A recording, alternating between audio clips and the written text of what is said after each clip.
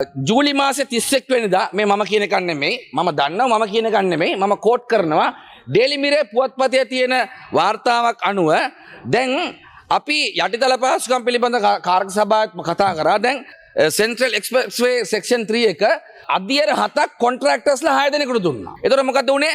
තරඟකාරීත්වයේ සීමා වුණා. මේ තරඟකාරීත්වයේ සීමා කරන්න විවිධ හේතු හැදුවා. සාමාන්‍යයෙන් ඉංජිනේරු එස්තමේන්තුවක් මත පදනම් කරගෙන 5 10 ප්ලස් ඕ මයිනස් වල තමයි යන්නේ. නමුත් මේ වාර්තාව අනුව මොකද වෙලා තියෙන්නේ?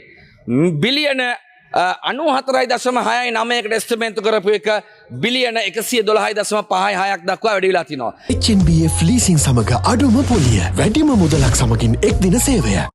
දැන් මේ වර්තමාන රජය යටතේ සීමා සහිත කොන්ත්‍රාත්කරුවන් අතර සීමා සහිත තරඟයක් ඇති කිරීම නිසා තරඟකාරී මේ සමාගම් වලට ඉල්ලුම් කරන්න තිබිච්ච අවස්ථාව ටෙක්නිකල් ප්‍රොසෙස් එකෙන්ම ටෙන්ඩර් ප්‍රොසෙස් එකෙන්ම ඇහැවර කිරීම නිසා බිලියන 17.87ක් වැඩිපුර ගෙවන්න සිද්ධ වෙලා තියෙනවා. මම මේ අවධානය යොමු කරන්නේ මොකටද?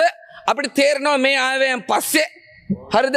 දඹුල්ල කුරුණෑගල අධිවේගී මාර්ගයත් ඒ වගේම කොළඹ සබබ් රේල්වේ ට්‍රැක් එකත් ඒ වගේම මේ මොනවාද ඉංගිරිය හොරණ අධිවේගී මාර්ගයත් ඊළඟ අවුරුද්දේ එන්න නියමිතයි. එතකොට තරඟකාරීත්වයේ සීමා කරාම මාෆියා එකක් හැදෙනවා. ඒ මාෆියා එක හැදුනම විශාල මුදල් ප්‍රමාණයක් වැඩිපුර වීදම් කරනවා. එතකොට මේක ආයවැයට බලපානවා. දැන් තරඟකාරීත්වය වැඩි කරා නම් දැන් නියෝජ්‍ය කතානායකතුමනි මොකද්ද වෙන්නේ? මේ සමාගම් 6ක් මේක අරගෙන ඒ සමාගම් වලින් මේක කරන්නේ නැහැ.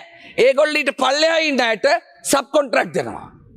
සබ් කොන්ට්‍රැක්ට් දෙනවා. එතකොට සබ් කොන්ට්‍රැක්ට් දෙද්දී ඒ අය අතරේ ගාණක් තියාගෙන තමයි ඒගොල්ලන්ගේ ලාභයක් තියාගෙන තමයි ඊළඟ කෙනාට දෙන්නේ. ඒ නිසා මේ රජය යටතේ මේ කරපු එකෙන් බිලියන 117.87ක් වැඩිපුර ගෙවලා තියෙනවා. ඒ වගේම අපි කියන්න ඕන.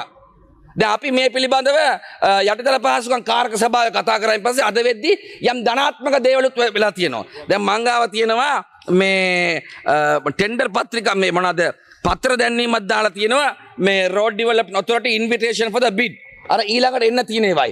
දැන් මේක එක්ස්ප්‍රස්වේ අධ්‍යක්ීම්ම තියෙන අය දැම්මා නම් ඔය 6-7 දෙනා අතරම තමයි යන්නේ. හැබැයි මේක හයිවේ අධ්‍යක්ීම් හයිවේ කියන අධිවේගී මාර්ග නෙමෙයි කොළඹ නුවර වගේ කොළඹ රත්නපුර වගේ ප්‍රධාන මාර්ග හදපු අයට මේක ඕපන් කරා නම් CRDA එකේ රෙජිස්ටර්ඩ් මේ බිඩස්ලා ඉන්නවා 13 දෙනෙක් සමාගම්. එතකොට මේක 13 දෙනෙක් අතර බෙදලා ගියා නම් උදාහරණයකට මම කියන්නේ. ඒක 15ක් වෙන්න පුළුවන් 17ක් වෙන්න පුළුවන් 20ක් වෙන්න පුළුවන්. නිසි සුදුසුකම් සහිත. ඒ වුණා නම් එකක් වේගෙන් මේ වැඩේ කරනවා අනිත් පැත්තෙන් පගා ගෙවන ප්‍රමාණය අඩු වෙනවා. ඒ වගේම තරඟකාරීත්වය හරහා රජයට වැඩිපුර ගෙවන්න වෙන මුදල් ප්‍රමාණය අඩු වෙනවා. ඒ වගේම අපි කියනවා දැන් අන්න හරි අපි දැන් CS2 වලටත් ඕපන් කරනවා. හැබැයි ඕපන් කරලා ඉවරලා ෆයිනෑන්ෂියල් ක්වොලිෆිකේෂන් දාද්දී බිලියන 25ක් තියෙනවා කියලා දැම්මොත් එහෙම අන්න ආයි එක පැත්තකින් දොර ඇරලා අනිත් පැත්තෙන් දොර වහනවා. ඒ වැඩේ කරන්න එපා කියලා ඉවරලත් අපි මහා මාර්ග අමාත්‍යාංශයෙන් ඉල්ලා හිටින්න කැමතියි.